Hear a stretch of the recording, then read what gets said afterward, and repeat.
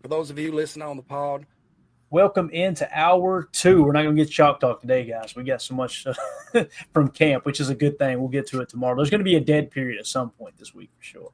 So let's start off on the defensive side of the ball. I want to get your all's take. We've seen Bo Melton rather. Wes Hikowitz put this tweet out of Bo Melton out there getting that work in earlier today at practice.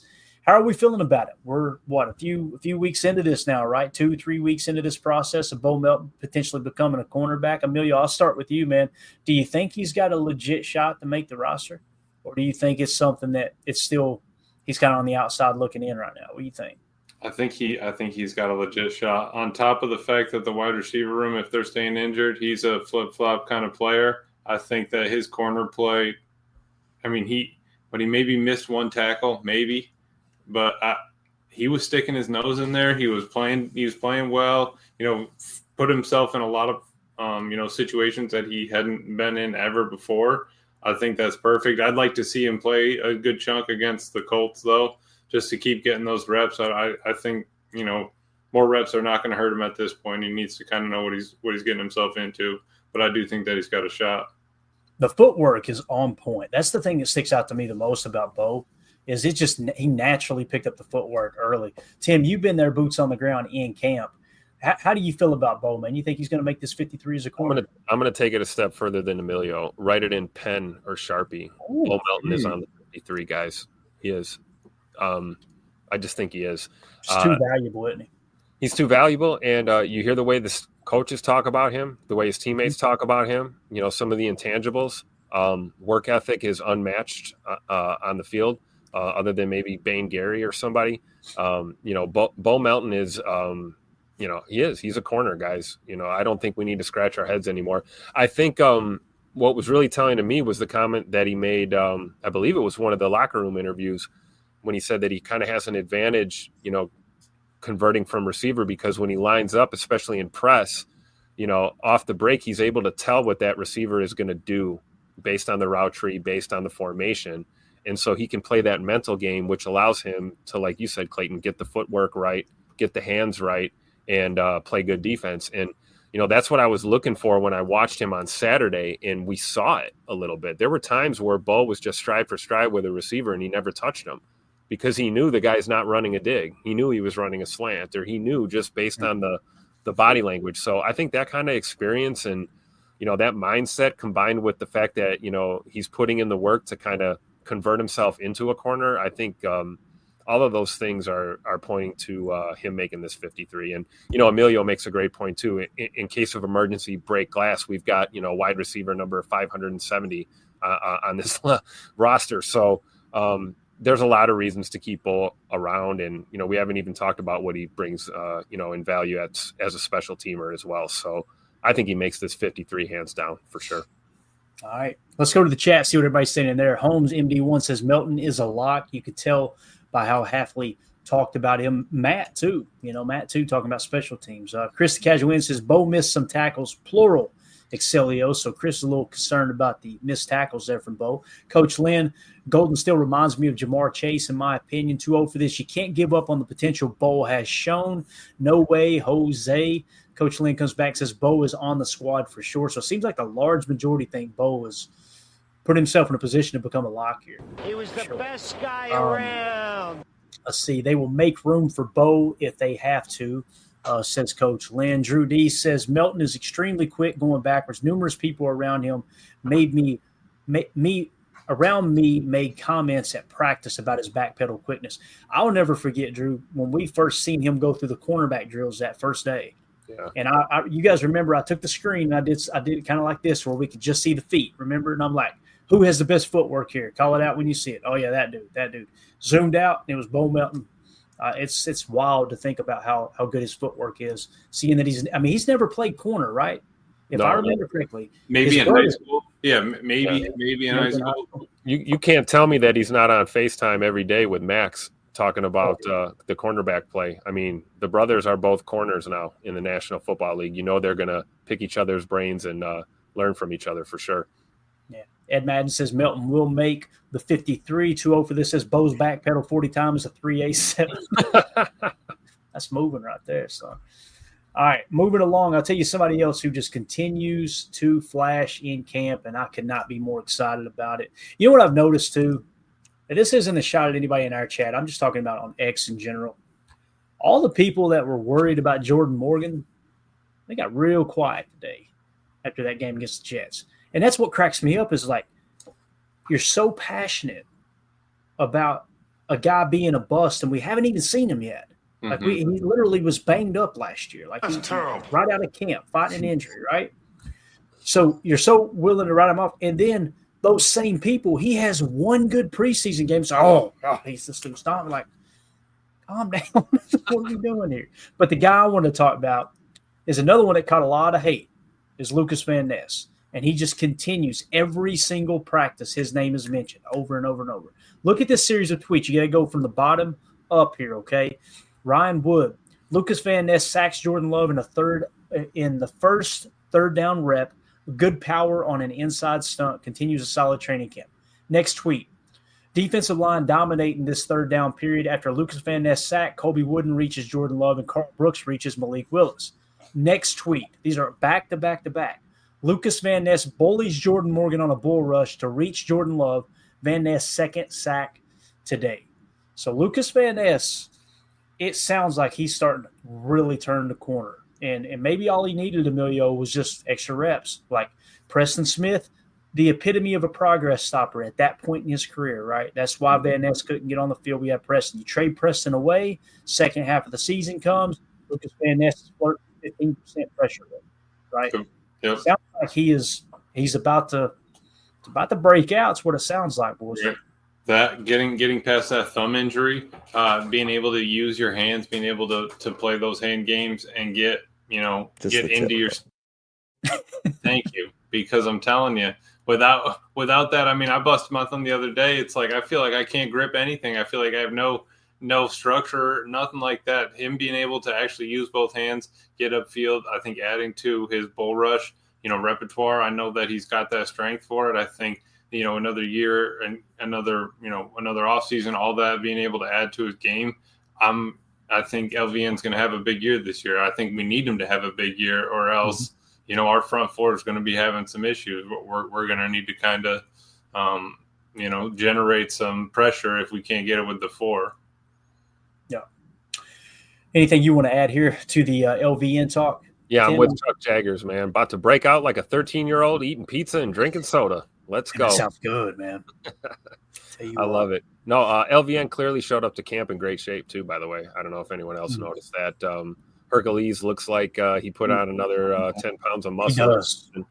And he's fully engaged, too. And, I've seen it multiple times. We know that, Coach Covington is kind of taking Rashawn under his wing a little bit, taking him off to the side, doing some one-on-one stuff. But, he's also done that with LVN. He's also done that with Kingsley and Igbare I've seen as well. So all these guys are poised to make a step, and I think LVN needs it.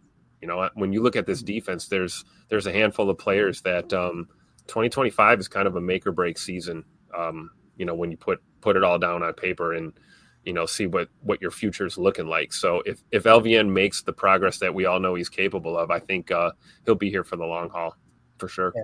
I like what 2-0 for this says too. I'm trying hard not to fall for LVN hot, but he's just ripping everyone to shreds. And it's funny too, because when he was dominating Jordan Morgan in practice last week, it was, Jordan Morgan's not playing right.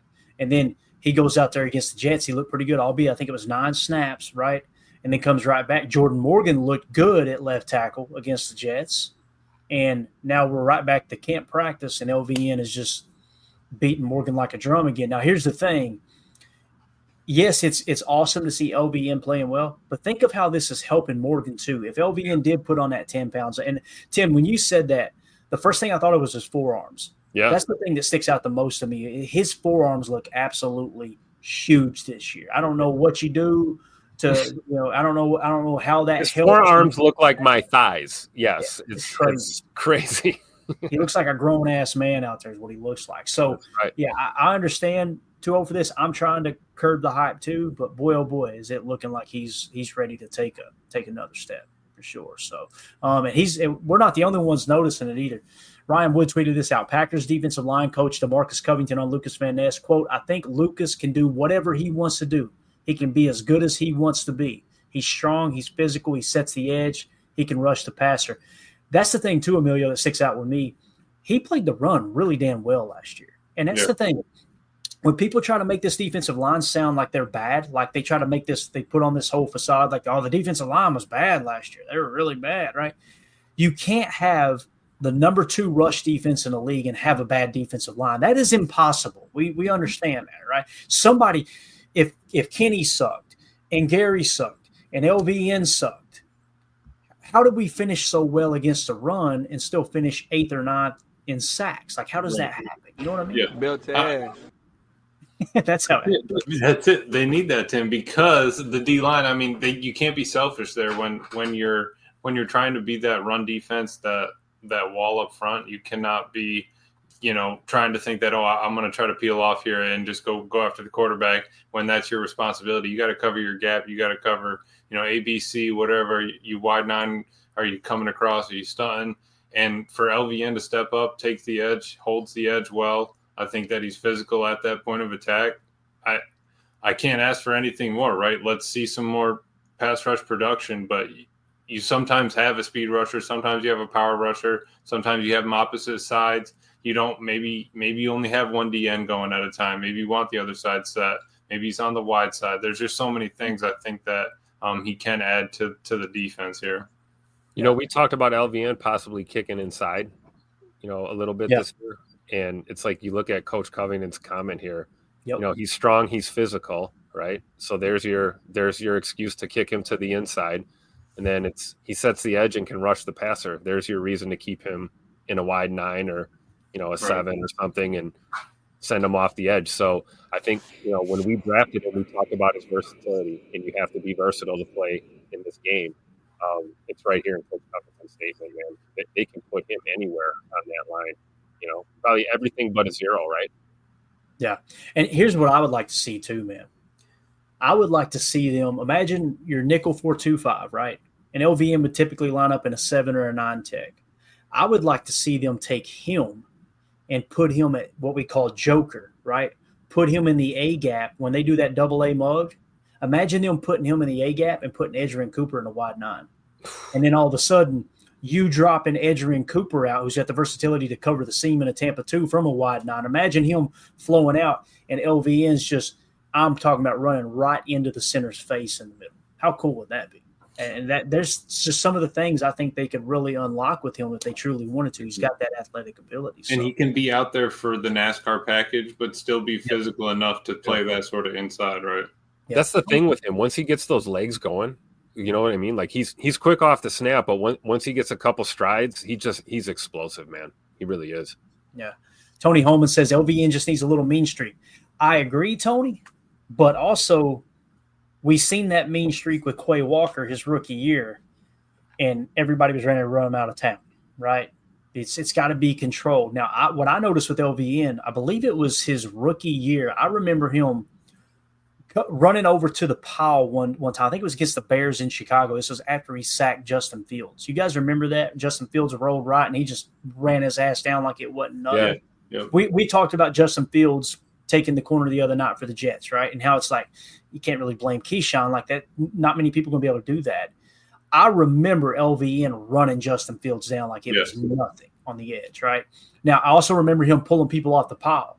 I think he does have just enough mean streak. He's got the mean streak that's kind of on that. And listen, I'm not saying he's going to be this level of a player, okay? I'm just talking about personality-wise.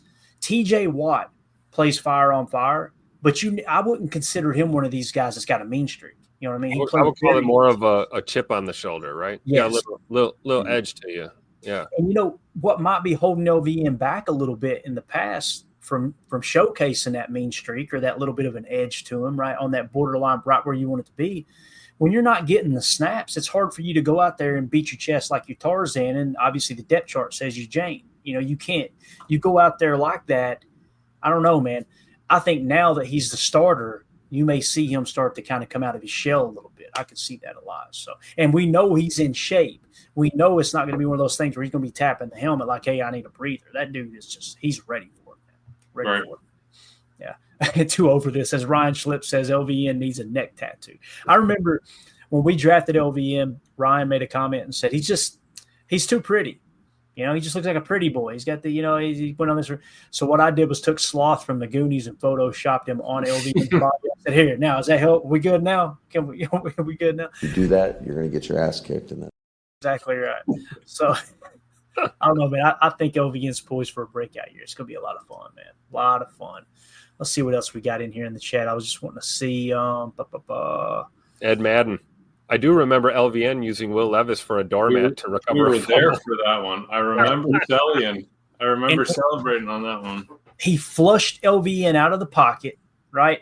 And then so he beats his guy. Will Levis had to LVN flushed him out of the pocket. Will Levis had to step up and go to the right. And it's like Lucas Van Ness beats his guy. He's out of the pocket. And he looks up and he's still on his feet. He's like, "Oh, I'm just going to murder him," right? Got it. I'll never forget that shot. We could probably find the picture. I'll see if I can find it real For quick. sure. But keep hitting the chat there just a second on LVN or anything else y'all want to say on LVN. I'm going to see if I can find that picture because it is absolutely glorious. AFAM says AFAM would make LVN his extra wife or what his extra waffles. Is that what that says? It says Yeah. wives. It's AFAM. You never know. I'm surprised he's not talking about the Chiefs right now. Daryl here said, I've been watching LVN since he was a rookie. He's been adapting to the scheme. Lucas Campman. That's not a terrible comp, but I mean I think LVN's got a little bit more physicality than Mr. Campman. But I like where your head's at, Daryl. There, I like that. I agree. Cheesehead Murph says great comp, DA. I agree. I can see it. That's what I remember. KGB, man, Oh man, that was a good time. yeah. KGB, Aaron Campman, those were the days for sure. Aaron Campbell was so much fun. I think we can definitely have that again with we get Rashawn out there, we get LVN out there, get a little Enigbare. Oh, There it is. Look at the eyes. Look at the pain. And what do you think he's saying to him right now? He's probably saying, "Hey, you see that redneck up there in the 30th row? Is that too many Captain Morgans?" You know what he's saying, right? He's probably whispering. BTA. Know what I'm saying? That's exactly what he's whispering. That's exactly right. Oh, I love that shot right there, man. It doesn't get any better. We're gonna hold on to that for a little bit, by the way. Every time he shows out, Tim will flash that up on the screen. All I right. love it. It'll give us more of a reason to not show this anymore. That's Oh just my you god. do that, you're going to get your ass kicked. And then exactly right. Y'all are gonna get so tired of that drop. We're gonna use the heck out of that one, I promise. Let's talk a little DB here. Now, listen, you can look at this just like we talk about with training camp. It could be a positive. It could be a negative. Obviously, it's a negative. Malik Willis tried to hit Will Shepherd over the middle. Corey Ballantyne deflects it, and Jonathan Baldwin picks it off the bounce. Now, listen, it's going to go down as an INT in camp for Baldwin, but Ballantyne, am I wrong here, guys? Does it kind of feel like Ballantyne's come on the scene and like he's going to make the best of this opportunity? Do we think there's any chance possible that Ballantyne makes this roster? In terms of injuries, assuming that Nate Hobbs is going to be good to go, everybody's going to be healthy, right? It might come down to like a Ballantyne, Kalen King, Bo Melton, right? And we just talked about Bo Melton probably making the roster, but if they decide to carry 6 breaking camp, do you think there's a realistic chance Ballantyne can make the roster? I do. I think that's why they brought him in, right? I mean, he's probably the contingency plan for Nate Hobbs, or at least for the depth that you would want. Because you're right. I mean, if let's say Nate Hobbs is not a go week 1, we know Kalen King can play a little slot, right? We've seen that before. But I think Corey Ballantyne kind of being the wily journeyman veteran, a guy who's kind of proven that he can play well as a Packer, serviceable guy. I think there's a legit chance he can make the team, but it's going to depend on how well Bo Melton closes this camp out, right? Yeah. 2-0 for this says, who's making Willis? Obviously. You talking about Willis? Ryan Woods said, making Willis tries to hit Will Shepherd. Obviously, he meant Malik Willis. Come on, 2-0. What's wrong? So, anyway, Amelia, you got anything on this? Do you think Ballantyne's on the outside looking in? I know this. If Ballantyne ends up being one of our practice squad corners, I feel really good about that. That's where I was going with it. I think that he's a absolute perfect practice. Having him on the practice squad as a backup corner makes me feel better because, hey, if, it's him, Kamal Hadden, you get an injury, somebody's got to come up. Kalen King, we don't know where everybody's going to land. I think just knowing what you have in here, and he's been here before, he knows kind of what we're asking. what we're looking to do, I think that's perfect. Yeah. All right. So there you go. Again, Corey Ballantyne with the interception, or I'm sorry, the deflection, and then obviously Jonathan Baldwin picking it off. And I like Malik trying to push the envelope there. Let's try to fit one into this window. Can I in a game? Okay, no, I can't. Good to know. Right. And this is the time that you do. I remember every single training camp, people going, "Oh, is Aaron Rodgers struggling because he's throwing so many interceptions in camp?" This is the time you do that, Tim. This is the time you take those shots, right? Absolutely. And it doesn't matter who you are, best quarterback in the league to a, first year starter, rookie, whatever. You want to see if you can do it in practice so you can do it in the game, right? We talk about it all the time. Perfect it in practice, execute it in the game. How do you know if you can thread the needle?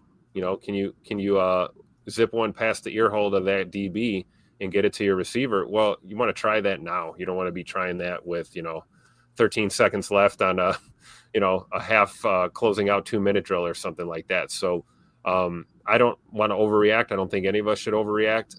If you start seeing things like that, though, as you get into the season, then you've got legitimate concerns. But now's the time. And keep in mind, right, everything's vanilla right now for the most part. I'm sure as we progress, we might see a little bit of, different game plans as far as, offensively, defensively. But, right now it's just get the wheels turning.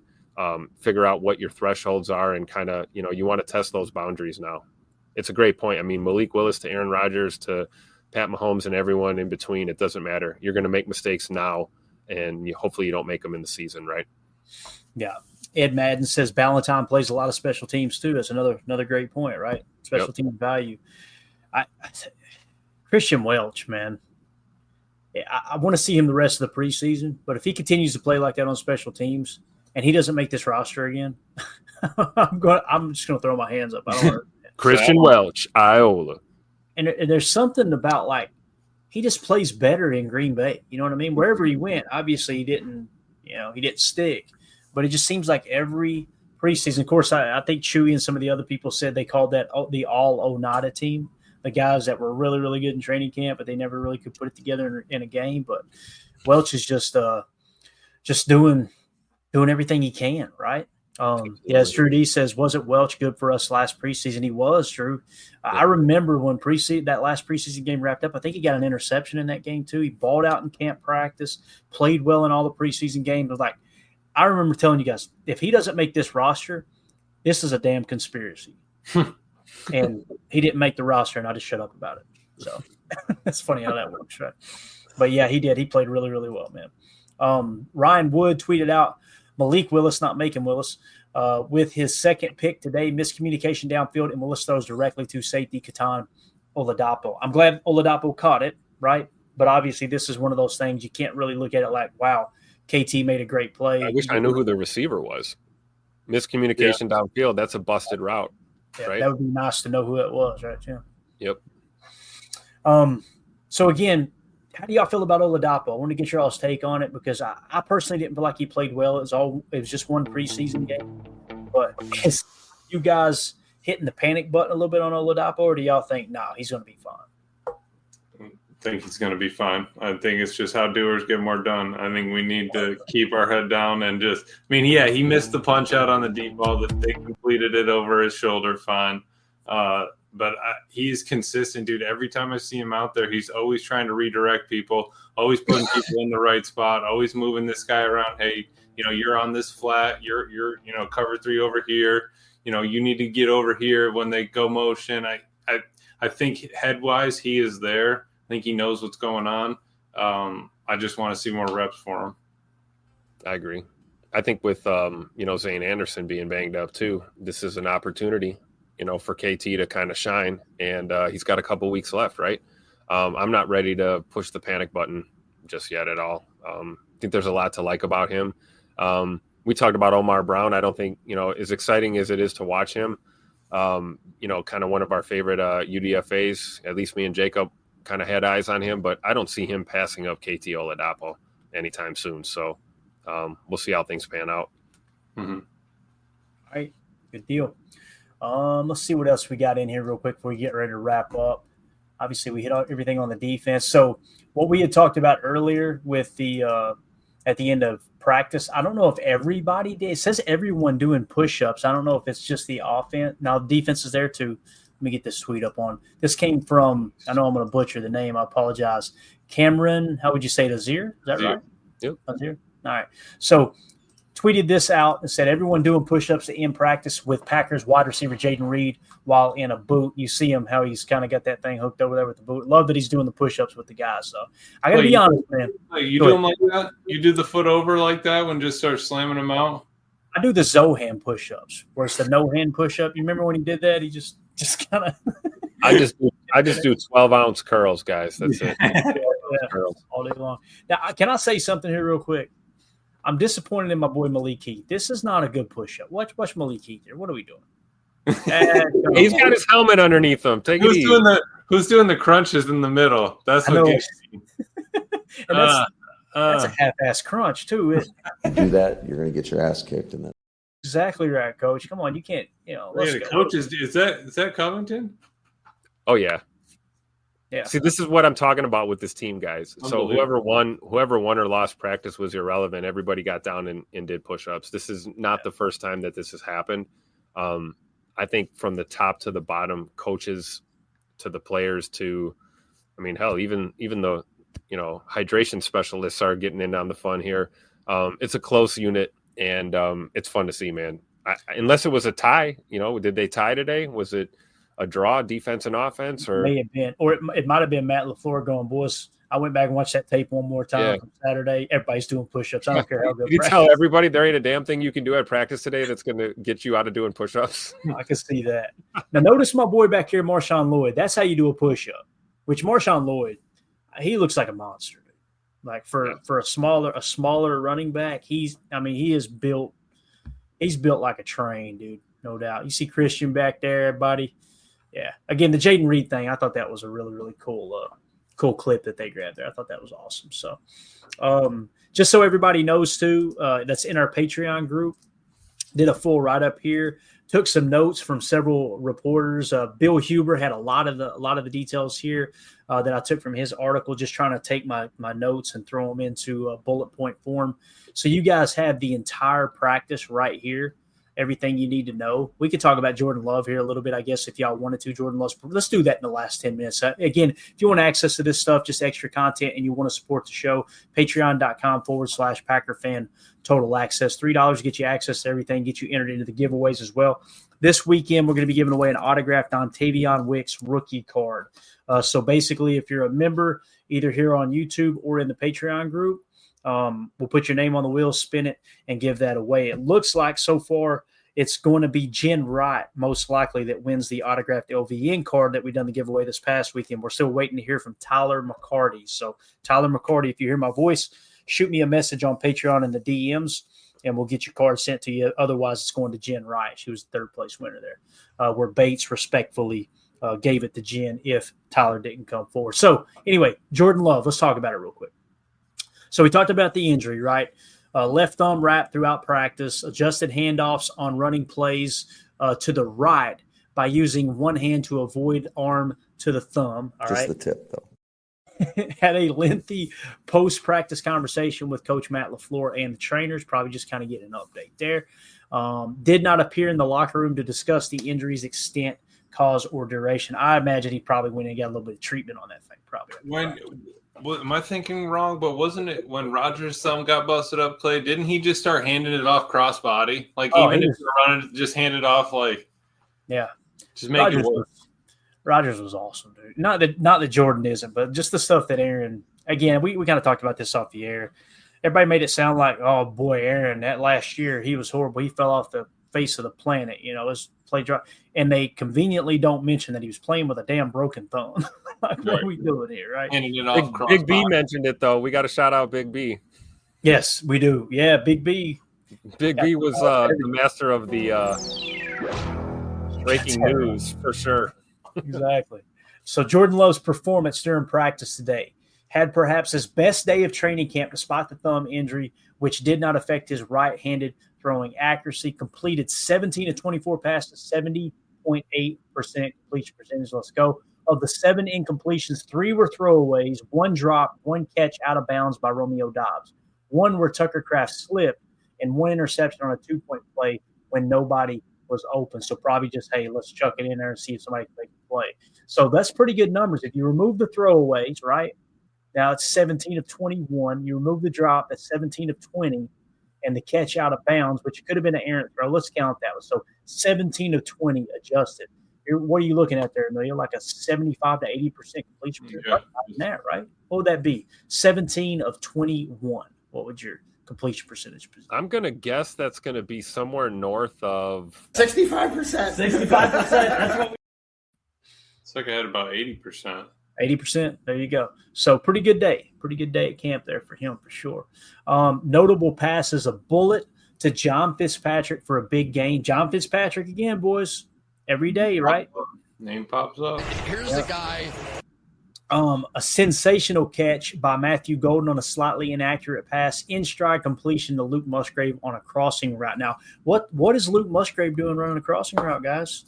Are we lining him up in the U and bringing him across the formation on these climb routes? Or are we maybe flexing him in the slot? Which there's a little more detail there, but maybe we're kicking him to the slot. Is he Imagine out? Is he coming in shuffle already or what? And remember, we talked about Savion playing slot bully. You can come out in 12 personnel and do that with Musgrave, So really holding out hope for Musgrave. You guys know I've been very critical of him. I want to see it. I want to see him put it together. But hopefully he pans out. There's still time there. I do believe that. So Musgrave. Okay, in third down period, listen to this, boys. In third down period, Jordan Love was 5 of 5 passing, but only 2 first downs. Faced pressure from Lucas Van Ness and Devontae Wyatt, leading to a sack. Mixed results on checkdowns and completions. In move the ball period, throw away on 3rd and 3, but converted 4th down with a completion to Malik Heath. Nice to see Malik Heath bouncing back there a little bit. In 2-point period, completion to Savion Williams for success. Kraft slipped on the 2nd, interception by Keyshawn Nixon on the 3rd when nobody was open. And of course, the player of the day was actually Jordan Love here. That was according to Bill Huber in his article. He said Jordan Love was the player of the day. So sound like Jordan Love had a pretty darn good day at the office in spite of having that left thumb taped up. So absolutely exciting there. Anything else we want to hit on here, gents? And we'll do that Jets, the little mini chalk talk with the Jets footage tomorrow for sure. But anything else y'all want to hit on as we get ready to wrap up? We got about 5 minutes here. I would just say nobody freak out about Jordan and the thumb, right? Non-throwing hand, nothing to be overly concerned about. Although it is a concern. I mean, it's no fun to play. It is. Yeah, I mean, you do need both hands to play quarterback in this league. You got to be able to, field a snap and, like Emilio was saying, hand the ball off, things like that. So, maybe it's a little strong toss right, strong toss left, or, whatever we're doing, weak side toss. I think he's going to be fine. Mm-hmm. And we know he's not playing this week, right? Right. So plenty of time to ice it up and, do what you got to do to recover. Exactly where I was going with it, Tim. The beauty of it is he's off this week. He can be off next week if we need him to, if it's really that much of a problem. I don't think that it is. And, rather be safe than sorry. Maybe he was just obviously he was bugging him or something, but sometimes you just wrap it up just because it was sore. You just want to feel a little bit tighter that day and be good to go. But that's all right. Bates says Jordan's taping them salts to his thumb. There you go. Let's get some lineup notes here, just in case there's something we missed. This is also, like I said, in that Patreon article. Without wide receivers Watson, Reed, and Wicks, offense used 3 tight end sets with Tucker Kraft, Luke Musgrave, John Fitzpatrick. So we're going 13 today, boys. Love it. I love that Matt. This receiving it's tough. I love that Matt LaFleur kind of maximizing the fact, hey, look, we're missing receivers. Let's take a day and press into 13, right? And what does that do on defense? If you're doing 13 personnel and you're doing that in 11 on 11, that means you're triggering your base 4-3 or who knows, maybe some kind of a 5-2 look, right? Something like that. And what I love is Matt's probably not just all slapping him on the line, one guy off to, keep the numbers even. He's probably got 1 or 2 on the line, maybe 1 at back. We got 1 flexed out. So that's going to be exciting to see some 13 that he gets creative with. Yeah, definitely. Safeties with McKinney and Anderson out. Evan Williams and Javon Bullard started in the base. Bullard to the slot in the nickel. Katano Ladapo came in at safety in the nickel. So there you go. There we go. It was KT, right, that got called up. There's our answer. Offensive line, Rasheed Walker limited to individuals with the groin, Jordan Morgan at left tackle, Banks at left guard, Jenkins at center, Ryan at right guard, Tom at right tackle, Jacob Monk, some at center, Anthony Belton, some at right tackle. It's feeling like, and it's early, it's feeling like Anthony Belton might press right into that right tackle, him be the backup right tackle. That would be pretty cool. Think about this. Let's say everybody's healthy, okay? We go into the season, and you got Rasheed Walker left tackle, Banks left guard, Jenkins center, Jordan Morgan right guard, Zach Tom right tackle. Well, let's say Rasheed Walker gets banged up. Take Morgan to left tackle. So far, so good. Looked pretty darn good against the Jets, right? You move him to left tackle. You got Sean Ryan plugging in at right guard, or it could be Anthony Belton. Let's say Zach Tom gets banged up for a series or two. You plug Anthony Belton right in at right tackle. You know what I mean? I'm feeling good about it. I feel way better about where we're at from the offensive line standpoint than where we finished last year. Now, they got to continue to put it together, obviously. And right. I love that, Clay. My only concern is that next step right after it, right? I feel like the depth beyond there is, if Sean Ryan comes in and Zach Tom gets banged up, Belton's in, then I'm a little worried we don't have the boy. But, yeah, thank you, Tim, because I'm telling you, that's where he would come in clutch, that right over the hump. You got, one, you get through one injury, you get through two. It's that third one that catches you. But besides that, I feel like we're in a lot better shape this year than we were last year with our line. I do too. I agree. And it's a great point too, Clayton. Like, we know what they're capable of, but we got to see them all do it together, right? You got to put it together, get those best five, find out what that combination is going to be, and then get consistent, Yeah. Linebacker Quay Walker took most reps at middle with Cooper in the nickel and flanked with Cooper and nickel. Okay. And flanked by Cooper and McDuffie in the base. So they got Quay. I'm like 99.9% sure that Quay Walker is the mic. He is going to wear the green dot. That all the conversations we had in the offseason, it sounds like that's been decided based off what Hafley said. Matt LaFleur saying that Quay Walker, when he's healthy, he's the quarterback of our defense. So they're pressing into that, right? Mm-hmm. So it sounds like McDuffie definitely has a leg up as that other outside linebacker, which there's no surprise there, really. However, when we do Chalk Talk tomorrow from the Jets game, we got a couple of Tyron Hopper clips going to get you excited. So Tyron Hopper as your mic. Mm-hmm. Yep. Yeah. And again, doesn't mean he's going to wear the green dot, right? Let's say, Lord forbid, something happens to Quay Walker, right? And he has to leave the game.